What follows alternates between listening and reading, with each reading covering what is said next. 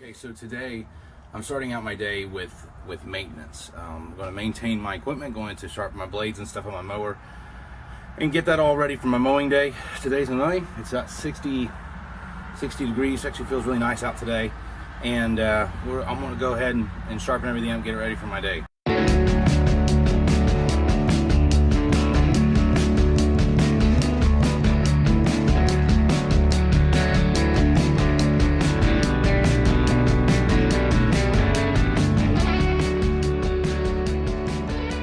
All right, I want to talk to you today a little about maintenance. As you can see what I'm doing here today, this was a maintenance day for me. Every couple weeks or so, I try to pull the mower off the trailer before I go out mowing, and I clean out the deck, and I sharpen the blades, and I grease the grease points on the mower.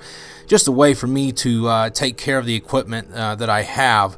Also, there are other many benefits of doing this. That show up on the field, literally on the yards that I mow. You can definitely tell when maintenance is needed, and you can definitely tell when maintenance has been done on the mower. At least I can tell. Sometimes certain grass will be left standing that I really wish would have been cut down. Nice sharp blades will make sure that as much grass gets cut down as possible. But as you can see here, what I'm doing is I'm about to jack up the front of the mower, and I'm going to remove the blades, and I'm going to start sharpening those and getting those ready for maintenance. Now, maintenance for when I was first introduced into landscaping, I really didn't really look for landscaping. Landscaping came to me. It was during the time when the economy was very low, when the housing market crashed, when I was looking for a second job, and so had a buddy who I had just met. Actually, we had just become friends, and he was a landscaper and was looking for some help, so I started working for him part-time. And the next year I started working full-time. But I remember one of my first days that I worked for him, we started doing maintenance. And one of the things that we did was clean out the decks and sharpen the blades and all that. And I didn't really have a whole lot of experience in that. My maintenance experience was pretty much limited to older vehicles that I would buy that no one wanted to work on anymore, and I would just fix them and then maintain them.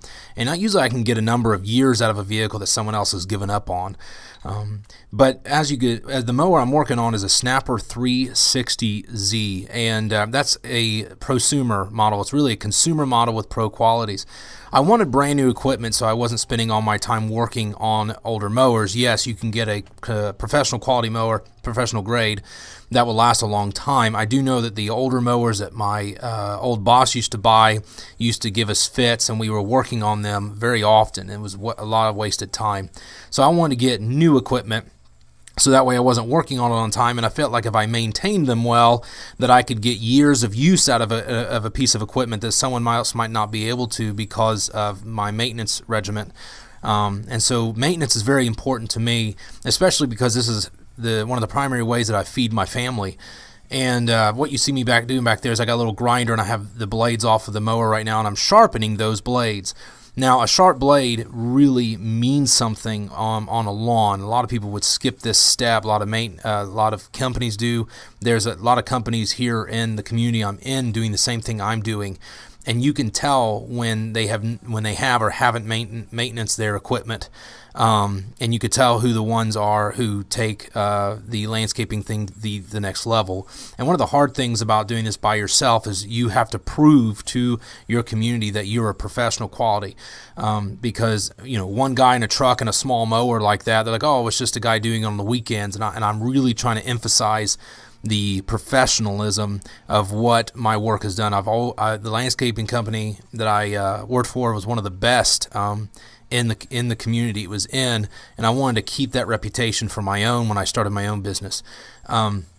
So with maintenance with this prosumer quality mower is very important to me, because I'm looking to get 4 or 5 more years out of it, hopefully. See how many years I can pull out of this mower before I have to replace it.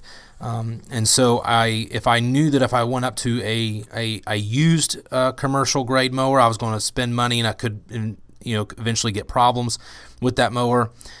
Or if I would have bought a new professional grade mower, then I would have totally spent a lot more money. I mean, almost double the price of what I paid for this one. So just trying to make sure I maintain my equipment, make sure everything is working correctly, make sure that all the grease points are taken care of. That's what I'm doing right there. As you can see me greasing the front wheels, and I'll be greasing the grease points on the deck as well. But a lot of this can be applied to the spiritual world as well. As many pastors, you can tell when they're not maintaining, they're not maintaining very well in their ministries. A lot of times they just kind of do the job, and there's not taking any time for personal maintenance of their skill, of their craft, of reading the Word, of making sure that they're knowledgeable about the Bible.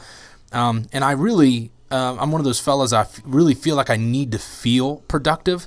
And so maintenance is sometimes difficult for me, because it's like, well, I'm not really making money by walking around my mower. Like you see, I'm greasing points, and I'm not really making money by taking care of the deck and things like that. But essentially, I'm guaranteeing that when I am out servicing, that my mower is at its best, that my equipment is at its best. And I also grease my trimmer and my blower, which are professional grade, because there's a huge difference in those products compared to consumer grade products in 2-cycle equipment. But you can see that in a lot of what we do as ministers. You could just tell the ministers who are taking the time to pour back into themselves, pour back into their gifts, pour back into their callings, and they're maintaining. I know that I'm guilty. I've been here for a little over 3 years now, and I know that I'm guilty of not necessarily maintaining my spiritual vitality. I'm guilty of not remaining sharp. That I'm basically working off dull blades. If you get the analogy here, it's doing the job, but it's not always doing the job well, and it's showing. At least I can see it. People around you may say, "Wow, that still looks really nice."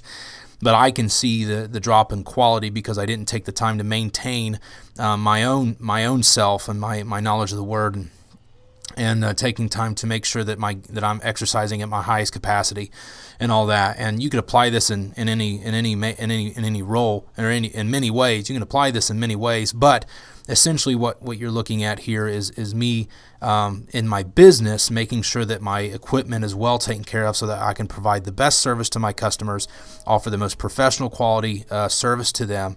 And also I need to do that for our church and how we serve, and also do that for the church that I serve, that I give them not just the leftovers of who I am, but make sure that I'm performing at my best to give my best to the people that God has stewarded to me.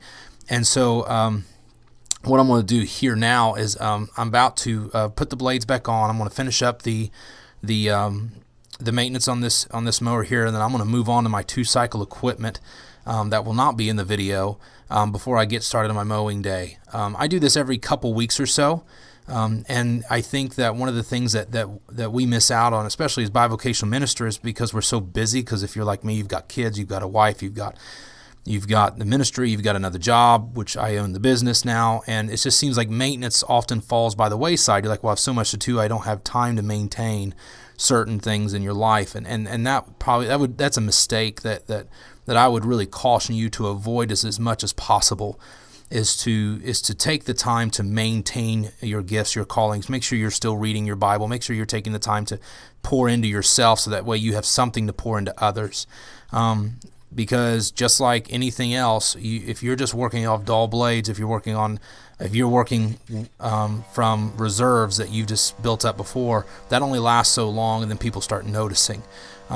Things start breaking down and all that. So just like taking care of my mower there, you need to maintain your spiritual life as well. So here's a couple pictures of what I've done with my mower. Other people might not be able to notice, but I notice when a lawn doesn't look well. And with a good maintenance mower, you can make lawns look really nice.